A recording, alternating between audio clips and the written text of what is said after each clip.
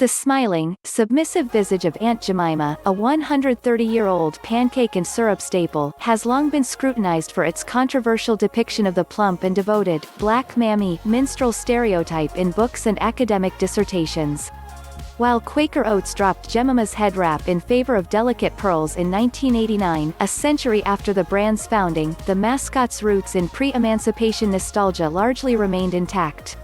But after the Black Lives Matter movement prominently resurfaced in the mainstream following the killings of Ahmaud Arbery in Georgia, Breonna Taylor in Kentucky and George Floyd in Minnesota, PepsiCo, Quaker Oats' parent company, is grappling with the fact that there's no graceful way to update Aunt Jemima's leading lady without scrapping her from the packaging of the product altogether.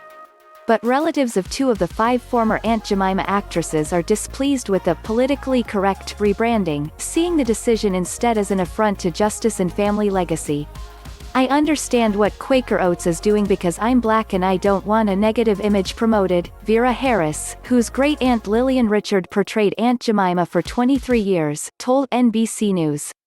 "However, I just don't want her legacy lost, because if her legacy is swept under the rug and washed away, it's as if she never was a person."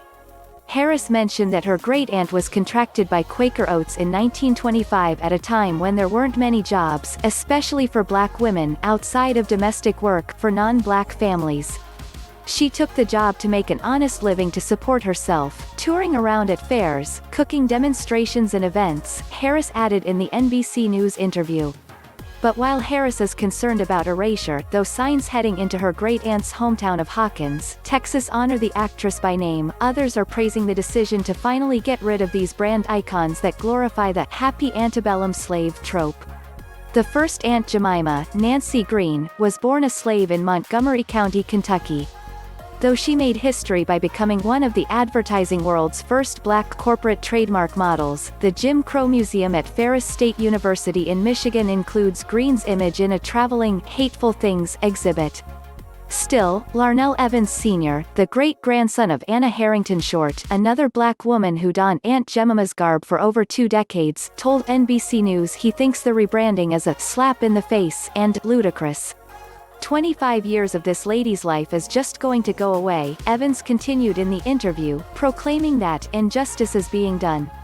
Evans' family sued Quaker Oats in 2014 for $2 billion in compensation and a share of future revenue, contending that they hadn't been properly paid marketing royalties.